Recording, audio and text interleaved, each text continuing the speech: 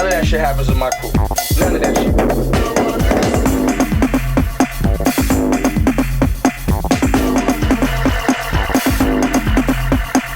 the thing is, it's not one nigga that should be the head of a crew. It should never be one nigga the head of a crew. You should depend on him like he depends on you, and y'all should all depend on each other. Let's go. I love my niggas. Let's go. I love my niggas.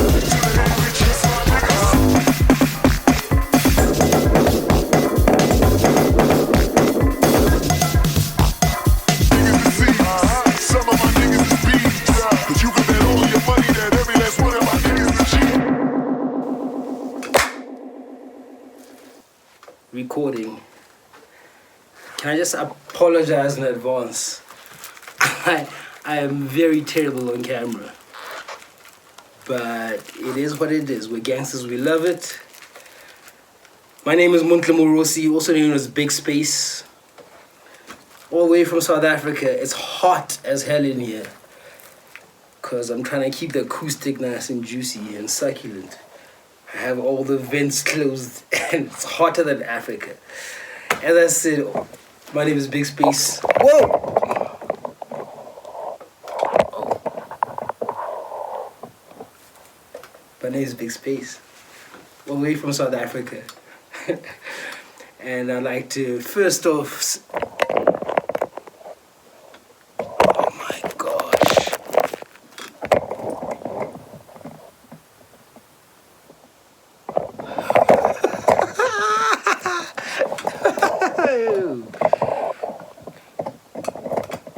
Don't buy your tripod from a guy with a mustache on his eyes. Okay, sorry about that. We're back.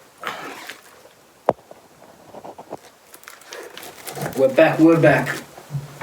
Just wanted to say a big thank you, much love to Magz FM for letting me be on here. It's a pleasure. It's very nice to be asked about who you are, your craft, the things you care about. And I thank you for being a pillar of the underground community. That said, let's get this started. So my inspiration for this album, it comes from two places really. There's a emotional value to it and aesthetic sound value. Emotionally, it is about paying homage, big word, to like the founders of black electronic music, my influences, the people around me, whether they're involved in my life musically or not, that keep this going, which is why it's called Strictly For My Negus, Negus. As you can tell, Strictly For My Negus is a song by Tupac. So there's a big gangster rap influence in this, which is like my roots. Big ghetto tech influence, jungle, drum and bass, house, Detroit techno. That was the inspiration. So my process is like, I'll either start with a concept, like, for example, this Strictly For My Negus. I told myself I want to do this album in like 10 days. And it was easy to do in 10 days because I kind of had an idea of like this sound. Because I've been walking around with the sound in my brain for like ages. Just like, okay, how am I going to put it out? And then I just knew I wanted it to be hard. I wanted it to be super, super street, ghetto, thuggish, ruggish. Bum, bum, bum, bum. I just wanted it to be like super tough. But at the same time, like, I wanted to make it a party record, but a black electronic party record, What is next? What's my artistic beginnings and my background? Well, my background is I am from a small little country called Lesotho. It's a landlocked island in the middle of South Africa, which I think does play a big part in like the way I've become as an artist, because it's such an isolated place, but with such rich musical culture inside. Like every Sundays you'd hear like Dolly Parton, Jim Reeves, a lot of country music, lots of reggae music. Lesotho is also Wu-Tang Central, Hip Hop Central. Come from there. Then I moved to South Africa, and I went to boarding school in a place called Bloemfontein, which is where I actually just started out as a rapper. So we just rapped to whatever acapellas, instrumentals you could find on like albums or singles that you had, which had the instrumental. And I first got my foot into the game by working with a very good friend of mine, rapper Spook Matambo. We met through his magazine, Levitation magazine, because I used to be a music journalist. I'm a writer, still a writer, always will be. And we just started making music together,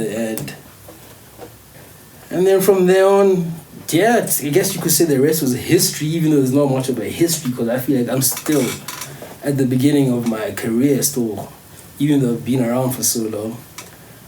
Still at the beginning, because everyone's time is different.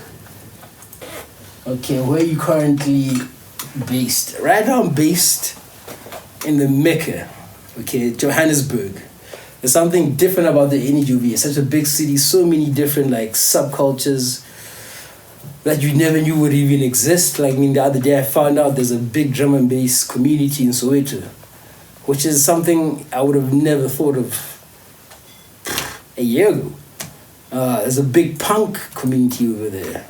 Thrash punk,